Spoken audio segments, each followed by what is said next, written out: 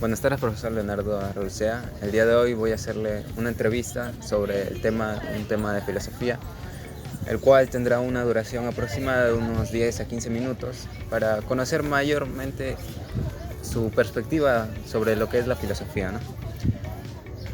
Muchas gracias por su tiempo también que tiene para esta entrevista. La primera pregunta es, ¿qué es la filosofía para usted? Buenos días. La filosofía para mí es básicamente una de las disciplinas más importantes para el desarrollo de la ciencia y del ser humano. Es aquella disciplina que te va a ir permitiendo o abriéndote al desarrollo de algo tan carente hoy en día como es el pensamiento crítico.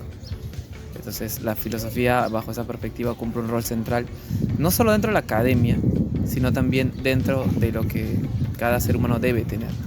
Es decir, ese espacio reflexivo, ese espacio de crítica, ese espacio sobre todo de análisis que se ha reducido netamente a la academia, pero que debe ser parte del día a día. Entonces la filosofía, bajo esa perspectiva, digamos que es una especie de disciplina o ciencia, si quieres llamarlo así, transversal que va más allá de la academia, más allá de los laboratorios, más allá de la profesión y se inserta dentro de la vida de cada ser humano.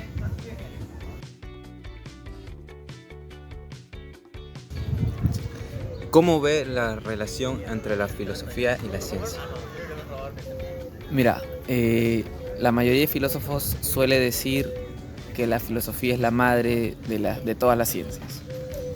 Y los divulgadores de filosofía, ¿no? Llámese influencers de filosofía, etcétera, etcétera, que algunos son filósofos también, ya llegan a plantear que incluso la filosofía es la abuela de la ciencia, ¿no? Y yo creo que en ambos casos juegan con el mismo eufemismo, ¿no? Que tiene que ver con que la ciencia tiene sus raíces en la filosofía. Los primeros filósofos fueron los primeros científicos, pero también tiene que ver con el hecho de que para que la ciencia no se desvíe de lo que debe hacer y no caer en la pseudociencia o no caer en volverse una masa de datos tirados sobre una mesa, tiene que volver a la filosofía. Y la filosofía es lo que te da justamente esa orientación metodológica, te da esa orientación epistemológica, que es lo más importante. Es el cómo entiendes el conocimiento que estás obteniendo de esos datos. Y eso te lo brinda la filosofía. Entonces, esa idea de que la filosofía es la madre de la ciencia, es la abuela de la ciencia, es lo más real que existe. Entonces, la ciencia, para no desviarse, no irse de lo que tiene que hacer, siempre vuelve a la filosofía.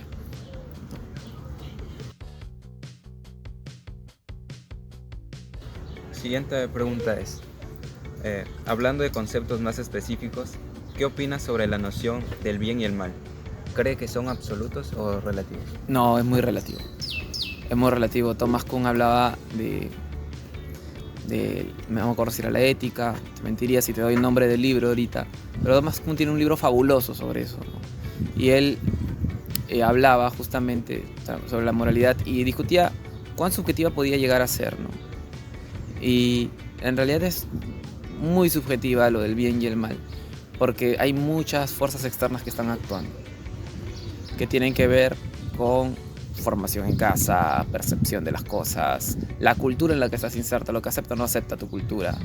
Entonces, para mí es un término bien relativo, pero que es importante en cierto punto para poder ir marcando los valores y principios que te van a guiar en tu vida.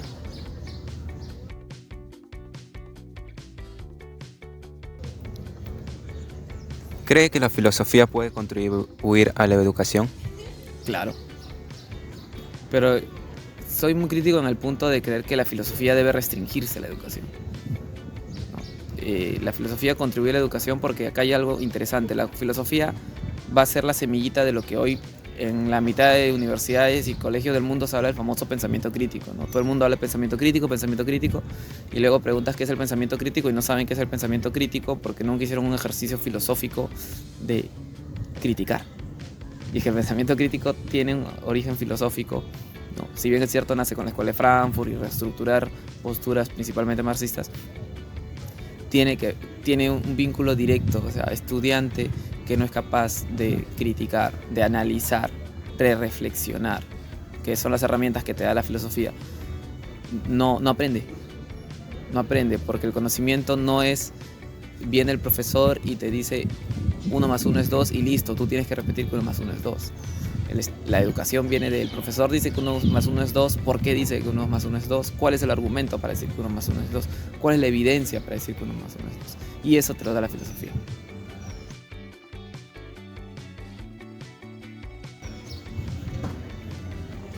En su opinión, ¿cómo puede la filosofía contribuir a la sociedad actual? ¿Qué papel crees que juegan los debates contemporáneos? Lo que pasa es que la filosofía está soterrada, no se ve, pero está allí, porque lamentablemente la mayoría de filósofos se ha centrado en la academia.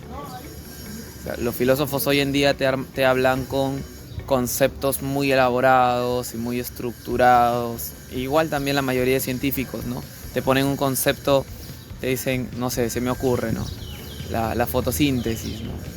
Y te explican los cambios que hay, los intercambios entre el carbono, el oxígeno. Lo mismo hacen los filósofos, pero el ciudadano de a pie no lo entiende. Al ciudadano de a pie tú tienes que explicarle de la manera más sencilla posible. O sea, hacer lo más simple posible. Simple no es ausencia de complejidad. Simple es hacer lo complejo entendible. No son opuestos. Entonces, los filósofos tienen que aprender a ser más simples para que se vea. ¿Y qué rol funciona en los debates? Funciona el rol, por ejemplo, en la heurística, la capacidad de preguntar, la capacidad de repregunta, la capacidad de encontrar argumentos, de identificar falacias, la lógica, la coherencia. Está inserto allí, pero no se le ve justamente por este problema que te menciono. Muchas gracias, profesor, por compartir sus pensamientos y perspectivas. Gracias a ustedes. Para finalizar, una pregunta extra. ¿Hay algún libro o recurso que recomendaría para aquellos que quieran profundizar más en la filosofía? Wow, mira, no me acuerdo el nombre del libro, honestamente, pero cuando estaba en la universidad, en San Marcos, llevamos el curso de Introducción a la Filosofía, que llevamos Introducción a la Filosofía y luego Filosofía. Y nos hicieron leer un libro que trataba de básicamente todos los paradigmas epistemológicos, netamente epistemológicos, ¿no? Hablábamos de Kuhn, de Popper, es un compendio, te mentiría, pero creo que sí, tendría que yo recomendar un libro con tintes filosóficos a mis estudiantes, le recomendaría que lean Las Revoluciones Científicas, porque les va a mover el cerebro de entender cómo funcionan las teorías científicas, les va a mover el cerebro de cuándo algo puede ser falseable o no también, ¿no? O sea, cuando una teoría deja de convertirse en una propuesta teórica, y les va a hablar mucho de la importancia de la coherencia y la lógica en un proceso del conocimiento, ¿no? Si eso es para el conocimiento o es para los estudiantes. Pero si es para alguien de a pie, me parece que más que leer podría empezar con primero cuestionarse y luego buscar qué es lo que le genera ese cuestionamiento en su vida o en su entorno que lo rodea, y de allí buscar la bibliografía que lo ayude. Muchas gracias, profesor Leonardo, por su tiempo. Gracias. Nos ha ayudado mucho en esta entrevista. Ya.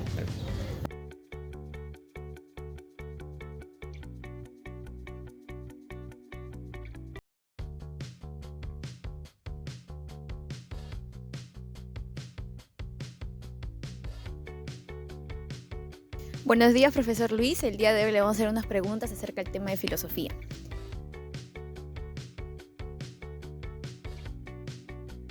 Entonces empezamos brevemente. La primera pregunta es, ¿por qué es importante estudiar filosofía?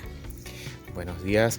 Es muy importante estudiar filosofía porque esta nos ayuda a desarrollar el pensamiento crítico. El pensamiento crítico es de las habilidades más importantes que debemos aprender ahora en la actualidad, sobre todo en esta era de tanta información y en la era de la posverdad, que quizás es difícil discernir entre lo que es cierto y no es cierto, o lo que es bueno y no es bueno.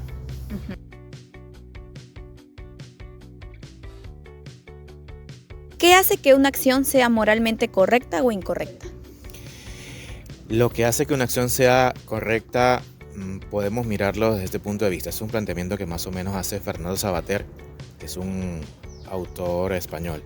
Él dice que algo es bueno, moralmente bueno, cuando te hace bien a ti. Es moralmente bueno cuando además de hacerte bien a ti, le hace bien a los demás. Entonces ahí podemos decir que una acción es moralmente buena, cuando me hace bien a mí como persona y le hace bien a los demás también como persona. Él no llega hasta ahí, él solamente dice lo que no le hace daño al otro, pero yo pienso que te debe hacer bien a ti y también le debe hacer bien a los demás. Debe ser algo bueno en común. Un balance. Ajá, así es.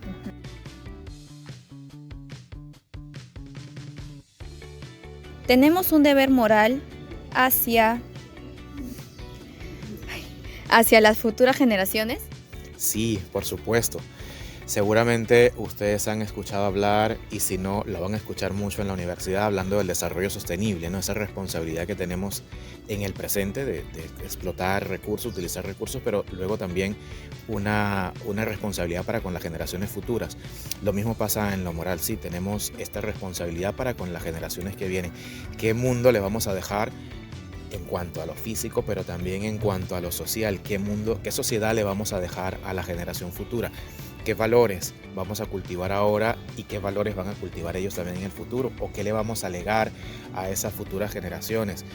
¿Qué le puedo legar yo, que soy mayor que ustedes, por supuesto, un poquito mayor que ustedes, a ustedes como a la generación que viene después? ¿Qué mundo, qué sociedad, qué conjunto de valores, qué bienes les estoy dejando a ustedes como sociedad? Recalcar que es más como ser conscientes de lo que le estamos dejando en un futuro, ya sea tierras que puedan producir o conocimientos también, que es lo más importante. Sí, así es. Conocimientos y valores incluso también. Claro, los valores que son fundamentales.